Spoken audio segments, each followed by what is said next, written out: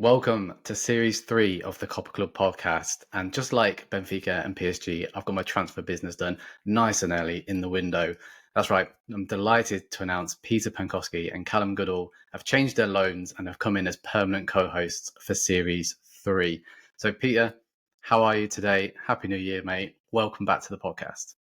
Happy New Year, and thanks for having me. And I'm looking forward to season 3, us finally being a trio, well and done, and seeing everything unfold. So I'm looking forward to it. Thanks for having me again. No worries. And Cal, welcome back to the podcast. Thank you very much for having me. Yeah, I'm excited. I think 2023 was a crazy year, as are most years in South American football, to be fair. So I think, with the three of us covering it, 2024 should be just as good. Yeah, and I think it's important to point out most people think the January transfer window is a bit like a chess match because not many European teams want to move players across. But look, the South American season's finished and more youngsters are coming across. So we're expecting a really active transfer window. And it's already begun, hasn't it? I've mentioned Benfica and PSG, so we'll start with those. Cal, I'm going to come to you first because let's talk about Marcos Leonardo, who's signed for Benfica after Santos's surprise relegation to some people from the outside. We won't get into that today. We'll focus more on Leonardo. And he's chosen to move to Portugal. What do you think about the move? For me personally, I don't follow Portuguese football all that much. There's too much South American football to keep tabs on. But when I had a look through their squad, it had 6 or 7 strikers. But when diving a little bit deeper, there are a team who are sort of struggling to score goals at the moment. Rafa Silva scored 1 this weekend, but he's their top goal scorer with 6. Angel Di Maria is back on 5. So it almost looks like the perfect fit for Leonardo to come in and take that position for his own. Do you agree with that statement? Yeah, 100%. I think it's a really smart move for a number of reasons, really. I think from Benfica's side, I think it's shrewd business. I think they've obviously capitalized on the mess that is Santos. And I think we've kind of been waiting for someone to capitalize on it for a while. I think Marcos Leonardo's was it his 4th season for Santos, I think. Obviously in great goal scoring form with more than 20 goals across all competitions for the club. And I think for Benfica, like you say, they've not been in high scoring form. And in Leonardo, I think they potentially have a solution there. I also think from Leonardo's point of view, it's a really good move for him as well. I think there was a lot of links in terms of Premier League clubs, Serie A clubs, but I think going from Brazil to Portugal is smart. It means that the transition is probably more bearable because culturally, language-wise, it's a much smoother transition. And I think we've seen what Benfica do with young talent. There's always a pathway. The development is brilliant across the board, not just up front, but I think Gonçalo Ramos and Darwin Núñez, just 2 examples, but then the likes of Bernardo Silva, Ruben Dias, and they've got a really, really exciting young squad at the minute with some serious talent coming through again in all positions. I'm a big fan. And if you can bring the form over from Brazil to Portugal, then Benfica will be very happy and probably very rich.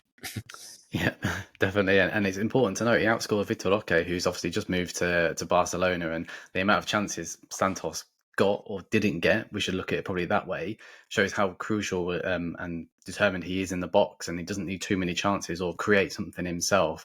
Peter, I know you've admired Leonardo for a long time now. Yeah, I've been singing his praises for quite some time, and I was just about to say that he actually did outscore Vitor Roque. But on the same note, I'd actually be a little bit more hesitant in terms of saying that. I'm sorry.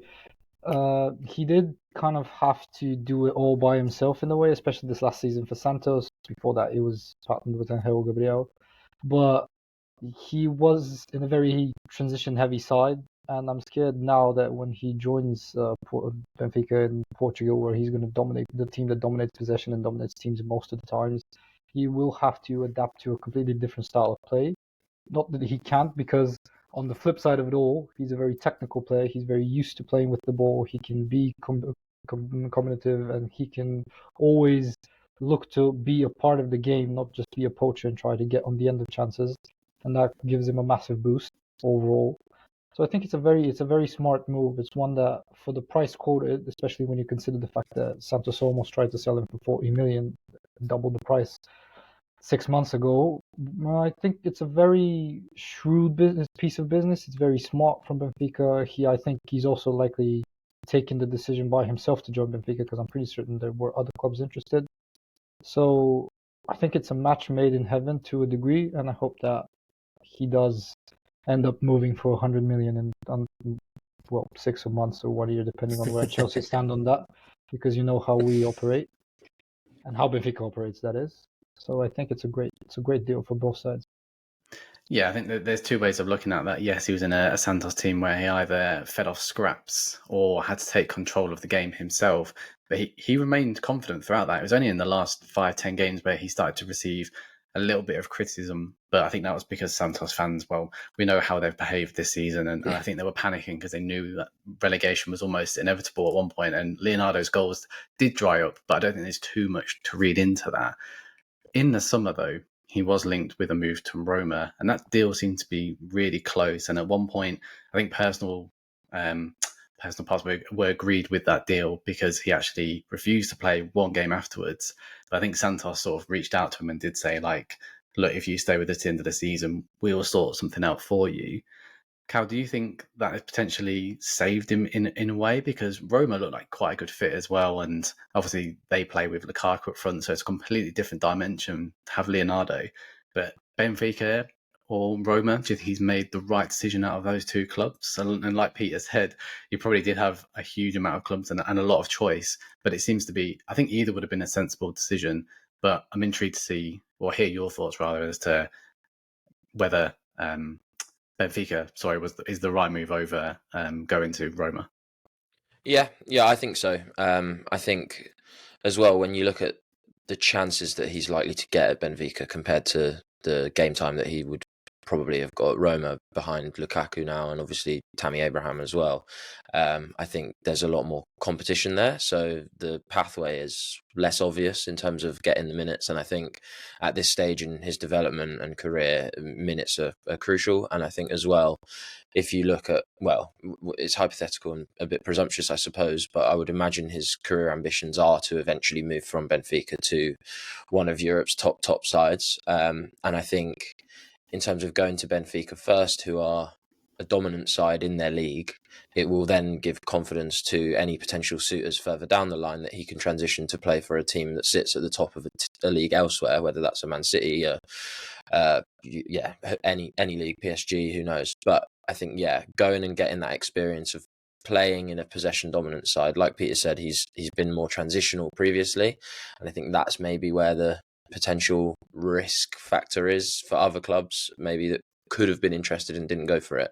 I think now it's like, okay, let's see how he handles a change in style, and then that will be the final confirmation, assuming that he continues in his vein of goal scoring form and all those technical assets that he has in terms of being able to find positions in the box that other strikers 10 years older still haven't worked out how to do. Like the way he creates separation in between centre-backs and full-backs is incredible. And as well, bizarrely, he's quite good in the air for someone of his size, but because he's able to create those yards of separation just from his movement. So I think, on a technical level, he should be fine, I think. And I think, Benfica, in terms of the amount of football he's going to play, the level of it, and also obviously Champions League football, depending on how long he sticks around, it should be a really, really good move.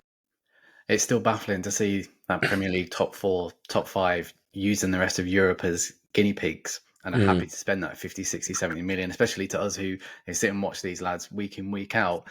But again, teams are happy to do that, and Benfica will be more than happy, like Peter said, maybe with 100 plus million in 12, 18 months' time. Want to wait and see. You've dropped on you mentioned PSG, so we'll move on to them next. And they're looked in they signed 2 lads, haven't they, in Sao Paulo's Lucas Beraldo and Corinthians' Gabriel Moscardo. I'm not 100% sure that's completely over the line yet, but it looks to be on its way. Pete, I'm going to come to you first for this young lad at Sao Paulo. He's only had one senior year, but we've seen that with Mario on his way to Nottingham Forest, that these lads are moving across even younger, aren't they? Just having one season and being pulled across to Europe. But Maria, a prime example that he can make it work. Lucas Beraldo, only 20 years of age, won the Copa de Brazil, so has a title. He's happy to probably move on from Brazil. When it probably made that transition a little bit easier for him. But this is uncharted territory for PSG really in recent years, because they've started to change and steer towards younger lads coming across. It's not something they've sort of been renowned for or known for, especially when they've been mocked all over social medias every time they bow out of the Champions League. But what's your thoughts here on Beraldo moving across to PSG? Is it a smart move from A, the club, B, the player, or C, both? I think on all sides it was likely smart, and that's my humble opinion. Sole reason being is that on one hand you have the price tag. I don't think it's too deep or anything of sorts. Beraldo is a very shrewd signing. Again, I'm using the same word, but it really does apply because he's a very talented young player. He only recently burst on the scene in Brazil. Yes, you mentioned that. And he was at the same time linked with sides like at one point Leicester in the Championship. On the other hand, he was linked with Liverpool. So the jumps were there. Like you couldn't. Yeah. On one hand, you couldn't really expect where he would actually end up, because when I saw him, for example, being linked close to Leicester, I was thinking, wait, this is. Why would he go and play a championship for 6 months, even though they're likely coming up? But again, for PSG, it's a very smart move to me. It's one where there's little to no risk of it actually failing, because you're not paying that much for a player of his talent. And given his caliber and type of play, I think it can only go up rather than go down in any way. You see, like the likes of Danilo Pereira, who has to play centre back in that system. You also see Kimpembe, who was once on the brink of actually becoming one of the best centre backs in the world, and now is not the same level. Marquinhos is now 30 years of age. I said it before, but now in Football Manager terms, it means you're finished. But side note, he can also get that chemistry and experience close to someone as good as Marquinhos. So them two forming a partnership there is not out of the equation. And his style of play is actually very good. He carries the ball well from the back. Yes, he is physical, because I think that Brazil, for all its glory that is colored in the pretty much the typical European watcher's eye, it's not actually too much sexy football. It's more physicality, it's more battles, and more Felipe Melo rather than Ronaldinho, if I could say it like that. But at the same time, and as such, he is very used to these battles. That being said, he has his flaws. There's no doubt about it. He does get beaten in the air often. You did mention that before, and I actually completely agree. But at the same time, his technicality, the way he carries the ball, the way he manages to control it, the fact that he's left-footed, one of the new things that's kind of gotten a bit more popular in today's football is the fact that you have to form partnerships, especially from the back when you want to build from it. And like players being in the normal positions, being adjusted to the left foot, to the left or right foot respectively, the angles that have to approach. So I think from that perspective and from all sides, as I said, it makes sense for both PSG. For the player, yes, it could be a big jump, undoubtedly, but he is going into Brazilian contingent to a degree. He has Marquinhos there, who will help him bed in. There's no Thiago Silva, yes, but at the same time, Marquinhos is now 30. He's already a vet, and with 11 years in professional football in Europe. So I think it only can go up, this move. There's obviously a scenario where he doesn't develop the way he does, and at the same time, he's still probably going to be a rotation player, in which case PSG are just slapping their heads and being happy. Painful to hear, isn't it, when a 30-year-old is classed as a vet and finished? Try not to take that one too personally. 12 years in professional football, I think. So, I mean, technically, he does count as a vet. But no, look, I'd have to agree with you. Like these players are moving on the conveyor belt in terms of age, but there's a lot of experience to pass across, and there's pros and cons with this move, right? Like you said, he's a ball-playing centre half, left-footed, so he's worth his weight in gold. But PSG domestically are going to dominate, aren't they? So they're going to want their defenders to bring the ball out and be confident, and he has that. So he will be able to improve his confidence and his game with that style. However, I'm going to throw a negative in there when you move into the Champions League. Physically, he's only scored one goal, so like it shows that he's not that good in the opponent's box. And then also, if you're not jumping well there are a few question marks about him jumping defensively as well. So it's a completely different kettle of fish playing domestic football, where you've got time on the ball to progress up and you're winning 2-3, 4-0 every week, and then going to the Champions League. That's the problem with PSG. But let's go back to a positive, because they are doing some good work in the market now, aren't they? They're looking at bringing these youngsters through. We'll get into it a little bit more detail, but Cal, I'm going to pass across to you. We're going to talk about Gabriel Moscardo and an 18-year-old who we're massive fans of on the podcast. The Elastico came on last time and could have probably spoke about him for the whole time, but otherwise it would have been about 3 hours, and we didn't really want to do that. Hopefully you can sum it up in 5 to 10 minutes, but he definitely needs a little bit more time, doesn't he? Because Moscardo, he's only burst onto the scene in the last 6 to 8 months, but what a special talent he is. Yeah, he's fantastic, and I think it's just one of a number of smart moves that I think PSG have made over the last 18 months or so. Looking back at the Kang In Lee signing and stuff like that, it's kind of a marked shift away from the Galactico approach that hasn't really served them well thus far, and sort of, I guess, a more sustainable model. They're bringing in people with definite resale value at low rates compared to their talent, at least, which gives them the option of moving them on if that is what happens in the future. But also, I think with Moscardo, I don't want to sound too excited, but I genuinely think he has everything to be one of the best midfielders in the world over the next 10 years if he continues to develop. And there's not a great deal of development to do because he's already an incredibly complete midfielder. I think he was voted the best player at the FIFA Youth Cup earlier in 2023 in May. And yeah, he's burst onto the scene and bossed that midfield and has earned the move. But I think there's just so much to say about how good he is. I think the most obvious thing for me, I think, is the way that he's able to just relieve pressure from the defence by receiving the ball in build-up and just carrying you 40, 50 yards up the pitch. That is a unbelievable skill to have, and is one of the most valuable skill sets and rare skill sets, I think, for a defensive-minded midfielder. But to label him simply as a defensive-minded midfielder probably does him a disservice because there's so much more to his game. But that said, in defence, he is incredible in terms of his ability to read passing lanes. His legginess, his long stride means that he's able to get interceptions that other midfielders wouldn't get when he's in recovery, and he's running back towards the goal, defending the transition. He eats up ground and he's able to lunge in from the side and poke the ball away and then get back on his feet and carry the ball up, like we said, and re-spark an attack. So he's brilliant. His passing as well is pretty decent. I wouldn't say that it's his best skill, but he's also still very good at it, particularly in terms of switches, hitting crossfield switches to sort of get the ball quickly out to the underloaded side where there's space for the winger to attack. Another huge asset. And I think as well his pass selection, like knowing when to either play a lofted pass or knowing when to play a pass along the ground.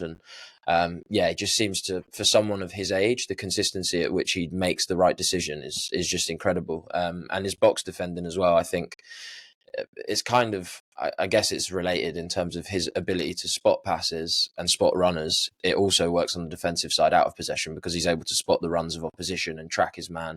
Or again, even though he's so young, he's a bit of a marshal on the pitch, and he's very keen to, if he can't get the runner, he'll be looking over his shoulder being like, right, you go pick up that runner, he's coming over. Which again is, for someone so young, is such a sort of experienced skill that usually comes with 10 years of professional football, and he's already doing that. And then I think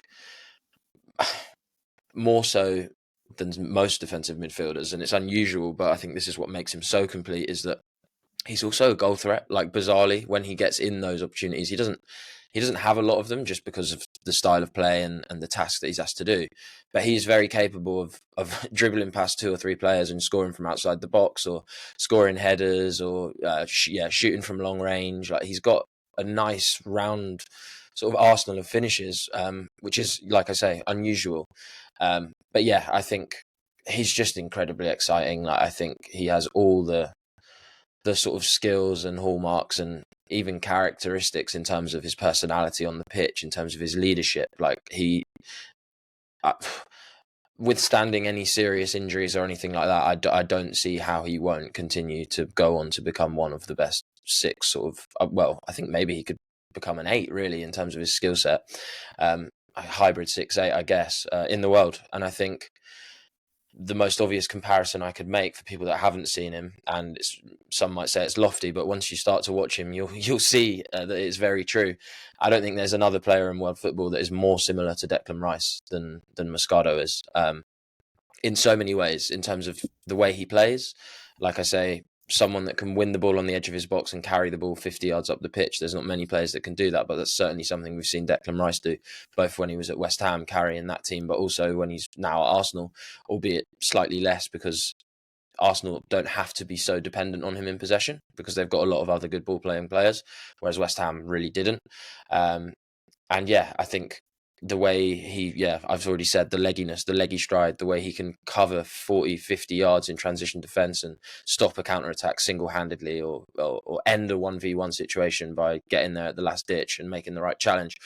Just super exciting. And yeah, I think a super annoyingly smart move by PSG, actually, because I think he probably could have gone to any of the elite sides and done a job. And I was surprised there wasn't more competition for his signature, actually. I think considering how good he is already, I thought a lot more clubs would be vying for his signature. And maybe I've missed the rumours, but from what I can tell, it seemed like there was only ever really one contender in the race, and PSG didn't really seem to have much competition, bar maybe Peter's Chelsea. Yeah, I was going to say you've set him up there, but before I hand over to you, Peter, like the more you described him and spoke about him there, also I know you compared him to Declan Rice, but when you added in the goal element, I think he scored against Vasco, and that was his first goal. The way he got forward and moved progresses from a 6 to an 8. I was drawing comparisons in my head, and maybe for our older listeners or viewers, but in Patrick Vieira, that sort of style, because of how tall he is, but to still have that close skill set. I think that's the most impressive thing about him, because you look at him and he's tall, but he doesn't look the strongest, and he doesn't look like he will have that Brazilian flair, but he does. Pia, I'm going to give you your moment in the limelight to talk about Moscardo. I know Chelsea were in for him, so you're probably going to be a little bit devastated that didn't happen, but anything to add on what Cal said? I actually think he spoke so well that I really don't need to add much. All I can say is I'm actually devastated, and at the same time I'm happy that he didn't end up at Chelsea, given all the plethora of midfielders that we have already at the club. Now, off topic, obviously. In terms of PSG, though, I have a bit of a similar issue where they do have a lot of midfielders, and I think they don't have that pure city, yes, but it's just dependent on how much they want to invest in Moscardo, be there for his mistakes while he's settling in both physically. Like now, again, even Messi had to adjust physically to that league, if we're being completely honest. So Moscardo, as much as I said, Brazil is physical, he'll still need time to settle in, kind of get a bit stronger, get a bit bulkier. I wouldn't say you already mentioned it, that he's not exactly the strongest when you look at him on the pitch, and he doesn't have like that big body. But I think he will get there. With time, he'll obviously get there. He'll grow into that, and I think with time, that will only be a plus for him. But it just depended on how much PSG can stick to that and go about the word and actually play him, give him time, like settle on his mistakes, live through them and whatnot. Because I'd hate for him to come back in 6 months to Corinthians or some other side and say they didn't want to develop me in the way that Jorginho kind of did, because Paulinho, kind of did, because Moscardo is just such a talent. Like Cal, the way he spoke, Cal as in, was phenomenal, and that even didn't do him justice. Like that's just basically scratching it. Like he's just so good that the Declan Rice comparison is so bang on. It's actually unreal. He just looks like him. The only difference there is literally the Brazilian passport, and that's it. And that's it. So I'm so excited to just watch him from the fact I'm a pocket Brazil fan and a Brazilian national team fan. So And I think we've got to give PSG a little bit of credit here, because as absolutely. Carol said, like going for the Galacticos, like looking at Messi and trying to get shirt sales, and with Neymar's maybe a little bit more of an exception because I do rate him highly, but they were just looking at a short-term project every 12 months. How do we win the Champions League? How do we win the Champions League? And that approach seems to have changed. And like I understand your concerns there with Moscardo and how they're going to approach that, but looking at their 3-man midfield in their away win against Dortmund 1-0. Warren Emery, 17. They play 4-3-3, and he held his own in centre midfield and scored the winner in that. Kang In Lee, Cal touched upon, and Vitania, 23, 22, 17, an average age of around 20. So they're looking to have that little bit more patience. Hopefully that's reflected within the board, and they understand that these results aren't going to come straight away. But as Cal's said with Moscardo, he's almost like a complete midfielder, and he only turned 18 back in October time. So yeah, one to really look forward to, and I'm happy to praise PSG. They've been slated for years, but do you know what? over the next 2, 3, 4 years, it might become their time to shine in the Champions League if this is their model. So it's sustainable, isn't it? And hopefully they are looking at the right players. So Beraldo and Moscardo, a huge 2 ticks over here on the Copper Club podcast. Let's move across to an almost complete deal, shall we say. There's no breaking news here, but we'll pretend for now that Brighton have signed Valentin Barco. And let's get your thoughts. Cal, I'm going to go straight to you on this one, because this is the lad who's been at the club since the age of 9, 10 years old as a left back. And Boca have had their problems, right? Financial ruin. They somehow got to the Libertadores final, probably because we slated them so much that they did it out of spite. But they have up-and-coming youngsters, and he had his opportunity to come through, and he's almost taking the same path as Gareth Bale. And I'm not saying he's going to reach those dizzy heights or the similar start of play even, but progressing from a left back to a left centre midfield role, or a wing back or left wing, like up there, is where he's really grown and blossomed. And we saw that particularly in the Libertadores. I'm going to single-handedly point out that second leg against Palmeiras in the semi-finals, Allianz Parque, and the confidence he showed there. Yes, he didn't do it in the final, but I think a lot of players were overawed by the occasion, to be honest, and not many players stepped up. I know one player did in particular, who Peter will be talking about later on in the podcast. But Valentin Barco, his vision, the way he receives the ball, progresses it up the pitch, his 1-2 passing in the middle, he spots passes which you can't even see, and obviously this is what's making him such a great signing for Brighton. But Cal, I won't steal your thunder here. I want you to try and sell him and get some Seagulls fans very excited about this move.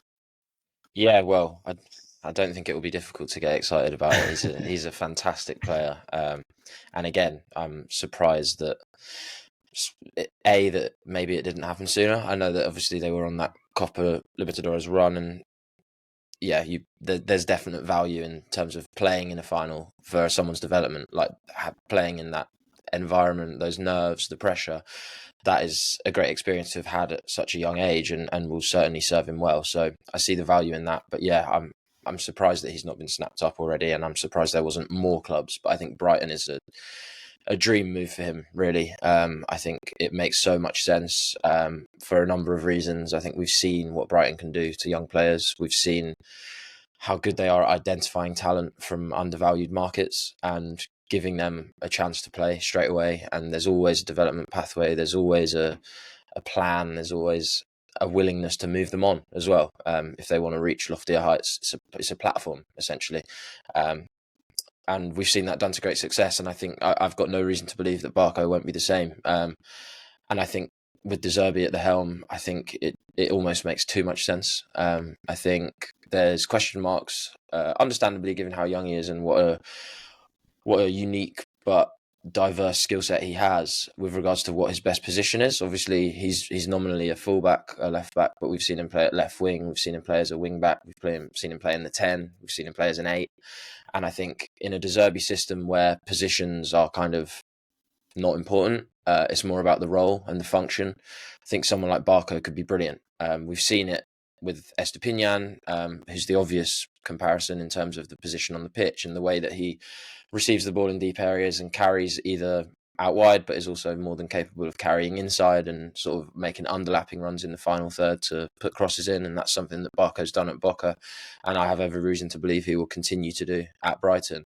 But also we've seen it with Pascal Gross, Hinshelwood recently as well, sort of playing in that fullback role, but is kind of inverts into a central midfielder and picks up pockets of space in the half spaces to receive the ball and thread passes through to the strikers. And I think with the runners in Brighton's team, in terms of João Pedro, in terms of Mitoma when he's back, and the sort of off-ball runs that they make, if you couple that with Barco's knack of just picking up the ball in the half space and spotting passes that most people wouldn't be able to spot and executing them in terms of the way and the direction of the pass, even the skill of like passing it to the right receiving foot or putting it into the channel for them to run onto to get a shot off quickly. Like, he's got all of that in his locker, and I think it should not only be a perfect like role for him to play within the team, but it should also really elevate the performances of the players around him as well, because he'll be providing them with opportunities and passes that maybe they've not been getting, or at least not quite as often. And I think as well, we've seen Brighton struggle recently to break down low blocks. They seem to have hit a bit of an impasse in that respect. They have a lot of possession, but they maybe haven't, with all their injuries, had the players to unlock those defences. We've seen it against West Ham recently in the 0-0. They had so much possession, so many shots, but the quality of the chances that they were creating were not as high as they would have liked. And I think with Barco, you're adding in another creator. If you're going to have a lot of the ball, you can afford to deploy him further up the pitch and get involved in the attacks. And I think that can only be a good thing, adding someone with his vision. But yeah, really exciting move. And I think for De Zerbi, it's a blessing and an absolute marriage made in heaven, I think, because he can play him in a number of positions and he'll perform well for you. And I think the freedom that he'll be afforded and the sort of tactical nuances that you have in these De Zerbi systems should suit Barco down to the ground. And I think as well, it will just be good for him in the sense that Boca have been in a pretty stinky place for the past year, 2 years. Like, it's not the best place to shine as a creative player. Like, they've not played the best football. It's not been the most attractive. So I think there's probably a level that we haven't even seen to Barco yet, just because of the environment that he's been playing in. And that shuffle over to Brighton with all that exciting young talent and the staff there and the way that they manage young players' development, I just think it's going to be a great move. Yeah, I think there's definitely a naivety around Boca because, again, you speak to European fans, Premier League fans, the teams they'll pick out in South America is the big clubs, your Bocas, Rivers, stuff like that. And obviously Boca got to the Libertadores final, and that's when everyone tunes in and watches that. They don't go through the 10 months of grueling group stages and qualifications like I do. And I'm not expecting people to put themselves through that misery. However, like, if you were to look at his stats from the outside, he hasn't had too many assists. 1 goal in the Libertadores against Monegas in a 4-0 win, which, I mean, was their best win in the competition, but it should have been.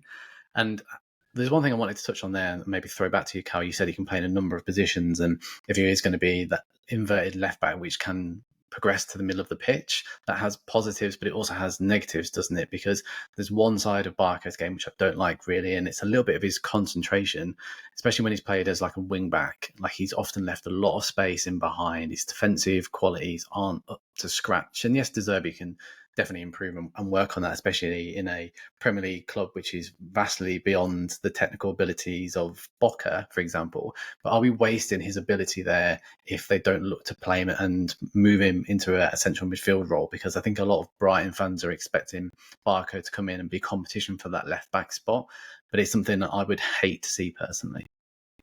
Yeah, I think there's no doubt that he can play there, but I think you are right to raise the sort of, I wouldn't call it positional ill discipline necessarily. That's probably a bit strong, but I think there is, because he's so eager to be involved in attacks. I think there's moments where, when he has been played as a left back, he's kind of forgot that he's a left back, if that makes sense, and he's constantly trying to buzz forward, and that has been punished a bit at Boca, I think. But in the Premier League, with the quality of players, you get punished a lot more easily. So I think that could be a risk. However, I think also, in terms of the centre-backs that he'll be supported by, in terms of Van Heck, who I think has had a brilliant season, and I think Seagulls fans will be chuffed with his development. And again, just another young player that's been managed fantastically and has strided on to success. And I think as well, Dunk and players like that, obviously Dunk not the fastest, but in terms of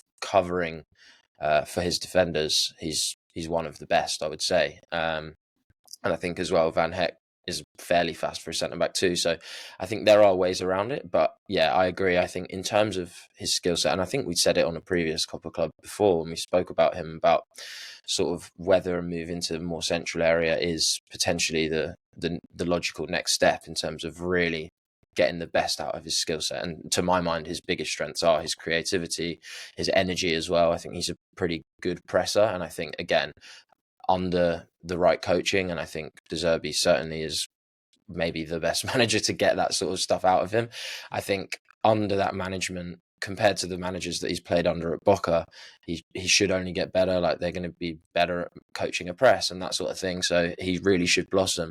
And I think, yeah, a centre mid, maybe even a 10. I think just in terms of him, like I say, being, if you could afford him to play a sort of free roaming 10 role where he's able to activate both in the left and the right half space, that unlocks different passing angles. If he's out on the right, obviously he can put in balls into the back stick with his left foot because his delivery is excellent.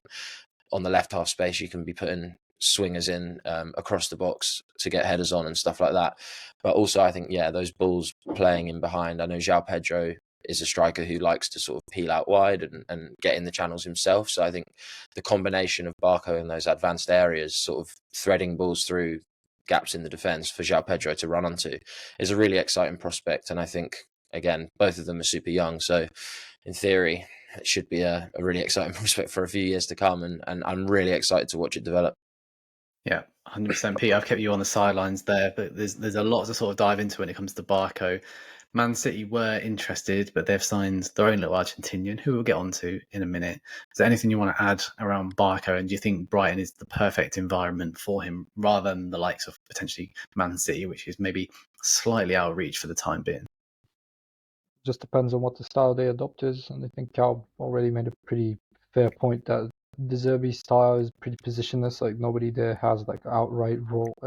They have an outright role, they don't have an outright position. So I think when they put Barco in an environment to thrive, it doesn't really matter if, say, he's put on the left-hand side, as long as he's got enough protection and enough stuff surrounding him that will see his deficiencies pretty much go down compared to what he's efficient at. So I think that it's really a match made in heaven. Yeah, I do agree with that. I think this is probably where I think he'll move more central, though. That will be my thought process, and the sole reason being there is I think he's still very, very small. He's relatively fragile, I'd say, from a physical standpoint, and as such, I think he can easily be bullied off the ball. And because you alluded to as well, he's not as pacey as some of the wingers he might face.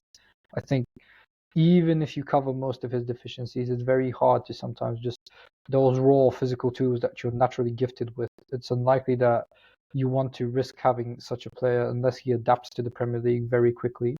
Yes, some might point to like someone like Julian Sisso, who's very skinny as well and not as physical, and he adjusted, but he's a winger at the end of the day. If Barco plays as a wing in the winger role, he's likely going to be seeing more of that rather than having to tackle, say, Mohamed Salah or someone of similar sorts.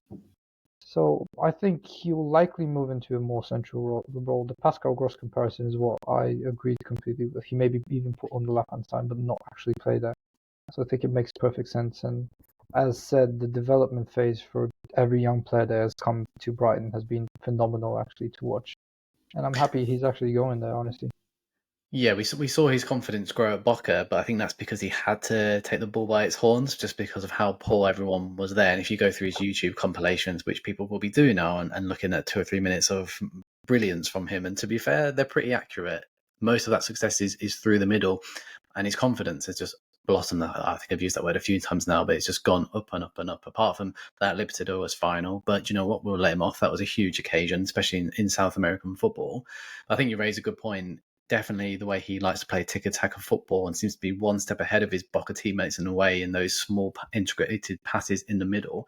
However, goes to the Premier League and plays out wide and gets a little bit isolated, and someone puts a heavy tackle on him or he loses a man straight away, that's when it could potentially snowball and like his confidence could take a knock. And it straight away, if you don't have a good half or debut in the Premier League with the attention on you, that's when it could sort of like be slightly knocked. So I feel like I'm just bringing a lot of negatives to the table on Barco, but we're just trying to give a rounded approach to his style of play. But I agree. I think central role will be brilliant. And look, $10 million, euros, pounds, whatever the price tag is, or whatever ends up being, it's just a phenomenal deal again. And do you know what? Fair play to Brighton. But look, Man City were linked, but they ended up going for a different Argentinian on their own, and they reached out to Claudio Echeverri from River, 17-year-old, who's burst onto the scene. And plenty, not myself, have drawn comparisons to a certain Lionel Messi. Peter, I'm going to come to you first because I know you're someone who watched the Under-17 World Cup as well. And for anyone who didn't, he scored a hat-trick against Brazil. And if you just, I know I'm not one to tell people to go to YouTube and look at compilations because they always point or steer a narrative, but his 3 goals against Brazil were just wonderful, and the player he's shown to be. And in the Argentinian Cup final, he started against Rosario in the second leg, and just as a 17-year-old just stepped up and stole the show. But I think it is important to bring up that interview he did afterwards, and definitely lacking a little bit of media training when asked about his future at the club before Man City was confirmed. And he said that he was happy to do another 12 months with River, but he didn't want to stay there long term or progress, and was looking to make that move. And within a few days, Man City had locked him up for, was it 20 million? Am I right there? I'm not 100% So, yeah. sure. Around that figure, something too low, which we'll laugh at in a few years, no doubt about it. But that upset a lot of River fans, and he's spending a year there, and he's almost got a little bit to prove to River fans to win himself back over a lot of abuse around social media towards him for his comment. But anyway, he's going to be a Sky Blue. He's going to be going to Man City. But yeah, talk us through your initial thoughts on this 17-year-old. Well, I did mention it before, but we actually had to re-record. Teaser here. But Peter, we're I trying did to pretend that didn't happen, okay? This is all raw material, okay? Go on. But anyways, I did speak to someone who actually is a South American analyst in particular, but he does watch Argentina as like his main bread and butter, if you could say it like that. And he did mention about a year and a half ago about this kid. I had obviously even then I didn't manage to get a few eyes on him, but a few Y Scout games of this kid, and I was like, who is he? Who is he? And he's like, you're gonna see in quite some time. Like he'll be there. He's the next thing up. And I obviously, when someone says that to you, you take it with a pinch of salt. You're like, okay, any young player, but I think for him to just immediately at 18 make the jump to Man City speaks volume of just how his talent is. And I did make the comparison of Kevin De Bruyne before, but I actually think I'm going to slightly switch that. And to me, he's actually a slightly more pacey Kaká. And I'll couple that with the fact that actually I think he gets more closer to the box than De Bruyne does, not in terms of just reaching it through his dribbles, whereas De Bruyne more crashes it. He doesn't actually take the chance to dribble inside the box and get in the scoring positions the way Kaká used to do at Milan. Yeah, granted, Milan were more transition heavy before, but for someone who's watched Kaká enough and he was one of his favorite players when he was growing up, I think that's actually a pretty accurate comparison, I'd say. Obviously, they're not pound for pound the same player, but it's the two-footed dribbleness that he has, the fact that he actually is very two-footed. He's very aware of his surroundings, the way he picks it up, the way the ball sticks to his foot in Lionel Messi-esque sense, where you almost think there's glue there and it's just the ball isn't even moving, it's just stuck to his foot. So everything is there for a young kid. Now, obviously, granted, we have to see how he gets to senior football, but you did mention the second leg against Rosario. And even afterwards, I think he's going to get even more senior appearances now coming into River. And honestly, I'm just excited to watch him because Argentina and every pretty much South American club have this thing of just introducing talents when they're not just when they're mature, but when you see there's loads of potential there. And Echeverri is probably one of the brightest talents to come out of South America now, alongside the likes of Moscardo and others. And I just want to see him now. I just want to see how he fares at senior level and see where this Man City move takes him. And I think I more want him to succeed, not just for the fact that he's an amazing talent, but more so I don't want him to become part of the City group loanees that just get vanished anywhere around the world, like Ike and others that are back in Brazil and so on. I mentioned it with PSG. It's a similar thing here. Like, these big clubs do tend to take advantage of their financial power and buy these talents with little to no pathway and just try and I'd rather have him than someone else develop him. I just hope it doesn't come to that, honestly. Even if it's City, I'm a Chelsea fan at heart, but I just want to see this kid succeed. It's just too exciting not to. Yeah, it's a big 12 months for him, and we saw with Endrick when he signed for Real Madrid, like the world was watching him, and that first 4, 5, 6 months, he wasn't really getting played or utilised by Ferreira, and then there was so many articles around him being like he's not scoring, like Real Madrid have signed a dud, and fantastic, we should dig them all back up because what a wonderful 6 months he's had there. But it just goes to show like he's still only 17, and although he showed quite a lot of confidence within the limited minutes in a senior shirt and his lack of media training, but it still showed like his ego and his confidence and his belief in his ability. And obviously he absolutely blitzed it in the under 17 World Cup rather. So it'll be really interesting to see. But look, now it's anytime Man City signs someone, like the world will be watching him for the next 12 months. So it'll be a really crucial time. Cal, anything to chip in on this young player? Do you want to make any bold statements around Messi? Not Messi. But yeah, I think it's really exciting. And I think, yeah, the fact that he's going to have another year at River, I think is a smart move. I think he should be guaranteed minutes, I would think.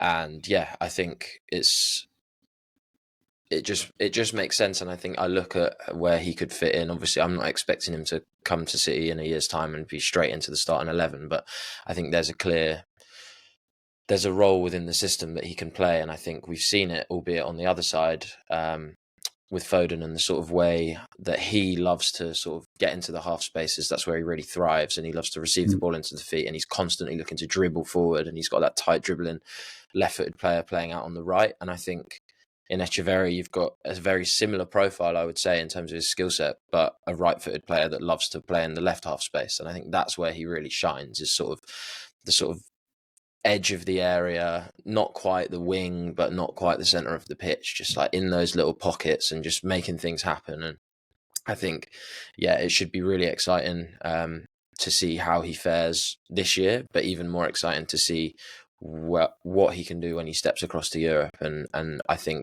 assuming that his development continues on the pathway that it's currently on, I think, yeah, City could have a real star on their hands, I would think. And we've already seen one Argentinian wonder kid step across from River to City and really kick on and take the ball by the horns, and to be honest, have more of an impact immediately than I thought. Obviously, we're talking about Julian Alvarez here, than I thought he would have had. So I think that should give City fans some hope as well, because I think they've managed that transfer very well.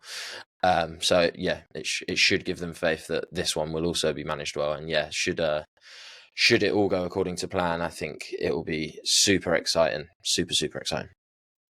We spoke about a lot of deals which have been closed. We're going to take a whistle-stop tour around all of us here, and we're going to look at deals which are on the table but haven't been closed as of yet. It is the January transfer window, so we're expecting plenty more activity. I'm going to kickstart because there's been a lot of interest in Oscar Zambrano, LDU Quito's young 19-year-old. I was going to always butcher that one a little bit. He has been linked with Bournemouth, Luton, Manchester United. I don't even know how true that one are, but Fabrizio Romano is tweeting about Bournemouth and Luton are the two teams which seem to be in the race for him, and quoted prices around 5.5 million. Now, there's been a lot of noise out of Ecuador that he could be the next Moses Caicedo, if not better.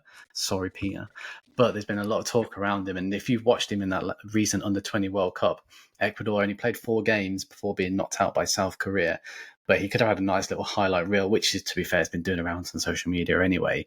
But it's these line-breaking passes which have just sort of put him above all sorts of players in that competition, to be honest, and why he came out as one of the best midfielders. So he's a deep-lying defensive midfielder. He's not going to get you goals, but he only takes 2 or 3 touches before looking to play an advanced ball. He never really looks to play the ball backwards, never looks to be taking too many touches on the ball, always looking to progress inside the fullbacks or even the centre halves, which some of them is really impressive for a number 6, because, like I said, he's not going to be someone who's going to progress into an 8 or score you goals. That's sort of the role he wants to take. But also his defensive ability as well, positioning himself again to win the ball in 1 or 2 touches, facing the opponent's goal and playing that pass. And we see that in high press. Yes, they played Fiji and won 9-0, and you'd expect that from Ecuador. But he recognised weak defences there and pushed up and won the ball back. And then straight away in that final third, looking to play perfectly weighted balls through to his attackers, who don't even have to then take a first or second touch, can just strike the ball from the beginning. Now, he has made 46 appearances over the last 2 seasons, but most of them have been like 20, 25 minutes here and there. So he hasn't had that much senior football, but we saw him come alive when he was back in his own age category in the Under-20 World Cup. And there's been a theme on the podcast when we've gone through the Under-20 World Cup. The players who we've spoken about who have gone on to make big moves have completely bossed and stepped up when it comes to that age category. So Zambrano at 5.5 million looks to be a complete steal for me. And again, looks to be really good business if the Cherries can sign him. I don't think Luton would be the right avenue, just because their safety is not going to be secure and they may be going back down to the Championship. So he wants to move across to an established Premier League club. But one I definitely keep an eye on, and almost looks to be another guinea pig in terms of will be picked up by a top 4, top 5 club. So look, one to keep an eye on. Peter, I'm going to hand across to you. Fluminense's player, I believe, right? Yeah, you just knew it's coming. It's not going to be someone else.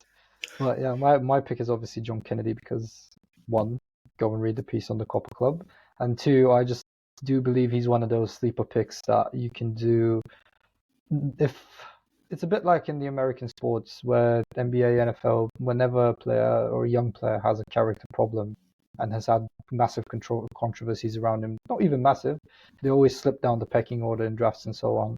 So teams are less likely to take a risk on them. So John Kennedy is of a similar mold. He's had a number of controversies surrounding his career, even had to be loaned out at one point from Fluminense to Agua Santa, I believe it was, or whatever. And he was great there, or was it Ferroviaria? Sorry, I really don't remember, but apologies for that. But at the same time, I have been obviously giving comparisons with old Serie A legends, and to me, he reminds me a bit of Adriano the Emperor. And I know it's again a lofty comparison, but it's just the fact that he couples speed with amazing shot power, with being really quick and being a bit of a winger in the striker's body, and he does his mobility and way of play and the desire and the confidence as well. The fact that he, before the Libertadores final, just messaged, I think, one of his friends saying, like, God spoke to me, I'm settling this final tomorrow, you'll see. It's just something that, Love that. Love that. yeah, that honestly, and even after, I think it was before the World Cup semi-finals, he once again said, I'm gonna be the one to steal the show. We're gonna play the Man City, and then he comes in, scores again, and once again takes his club to the final. Not completely, but again, what shows just how much he believes in himself. I think the raw ability is there, the potential is there. It's just one where just one club has to take a shot on him. One European club that has the spot to develop him, keep him away from all the trouble that he himself might get himself into. And when that happens, you're only going to reap benefits, because I doubt that he'd be the most expensive signing right now. He probably won't cost as much as Leonardo as well. And I know he's been linked to Lyon, probably because of the John Textor link, the Botafogo owner. But also, I think there's likely other clubs in for him. Which ones, I can't say. There would be a chance, and if the right environment is there, John Kennedy is one that if you buy, you're only going to reap benefits, because the technical levels, the finishing levels, the confidence I've already alluded to. He has everything in his locker to become one of the world's best forwards. Even if it's for a mid-tier club, you're unlikely to suffer much other than maybe any potential off-field issues, which you have to be aware of when you just signed a player. Yeah, he is. For those listening, wondering why he hasn't been linked with too many clubs. He is a bit of a party boy when it comes to how he behaves off the pitch, which is why clubs are maybe looking at him as a Mario Balotelli 2.0. But as Peter said, like, there is so much talent within there. And even when he came on in the final, yes, Man City won 4-0 in the end, and it was obviously light work in that last final 15, 20 minutes when Fluminense inevitably got tired with an average age of probably 35 plus. But he caused a lot of problems for that back line, which was another indication that if he moves to a club where he takes his career seriously in that next step, he could be one of the world's best strikers. So bold statements across the podcast, but that's what we love. Cal, let's wrap this podcast up. Who do you like? Is it another Fluminense player? It is indeed. Yeah, the boy. One of the best players in 2023 for me in South America, if not the best. Andre Trindade, centre defensive midfielder for Flum. I think the heartbeat of a really exciting team. I think that's fair to say. Most touches for the team, constantly looking to get involved, coming to split the centre-backs or joining on the side of the centre-backs to create a back three, taking on that progressive responsibility into his own hands despite still being very young. Yeah, it's just so exciting, and I think I guess we can bring it back to Moscardo a little bit in terms of him being a ball-carrying, deep-lying midfielder that wants to pick up the ball, receive deep, and then carry his team into the final third. But he's more than that as well. I mean, out of possession, he's great in terms of interceptions and stuff. He doesn't have the physical profile, I would say, of a Moscardo. He doesn't have that frame. He's not tall. But for what he lacks in size, he more than makes up for in tenacity. I think his work levels and work ethic out of possession in the way that he chases down intelligently and is able to split passing lanes and pick up the ball. And then, like I say, as soon as he's got that interception, he's instantly trying to start something, whether that's playing a runner in with a long switch or whether it's him carrying and dribbling past 2 or 3 players before releasing into the channels. So yeah, super exciting. I think he has a lot of potential. I think he has, I would say, the skill set to transition to one of the top teams in Europe, I would say, in terms of the way that Fulham play is very possession based, obviously this whole relationist stuff, but it is essentially all built around short, intricate passing, and the way he's sort of the tempo controller at the heart of that style. It's him that everything goes through. It's him that decides to increase the tempo. It's him that decides to slow it down and manage that phase of the game. And I think the intelligence to be able to do that at this age means that I think he could go, maybe not start straight away, but go and play for a Barcelona or someone like that, and just where the style is not similar because it's not relationist, but it's still built around a heavy passing game. And I think, yeah, he is destined, for my mind, to make that transition over to Europe very soon. I've seen quite a few clubs linked. I think there's some links that I was more surprised by. I think the Fulham links, but then when you think about it, they're probably anticipating João Palhinha moving on eventually, and I think it would be smart business for them to get that ready-made replacement, albeit slightly different. Again, Palhinha, very physical, quite a big guy. But in terms of having someone that can just sit at the base of your midfield, constantly win the ball back and keep possession moving, I think that could be smart. But yeah, to be honest, I think from everything I've seen of him, and I've watched a lot of him because I love him, but I think wherever he goes, he'll thrive just because he's got that such a rounded profile. Yeah, I'm super excited to see where he ends up. There's been lots of links, like you said, but they've all been tentative, haven't they? There's not been anything concrete. And at this stage, yes, we probably see more South Americans move towards the end of the window because they need a break, like we saw with Danilo to Forest, for example, last week of the window. Hopefully it doesn't go on that long because I'm itching to know exactly where he's going to end up. But look, lads, thank you so much for joining me. Thank you for everyone who's listened. We are now on YouTube as well, so you can sit and watch us if that's what you want to do. But we'll be there on Apple and Spotify as well. And we'll be back in a couple of weeks with more January transfer news.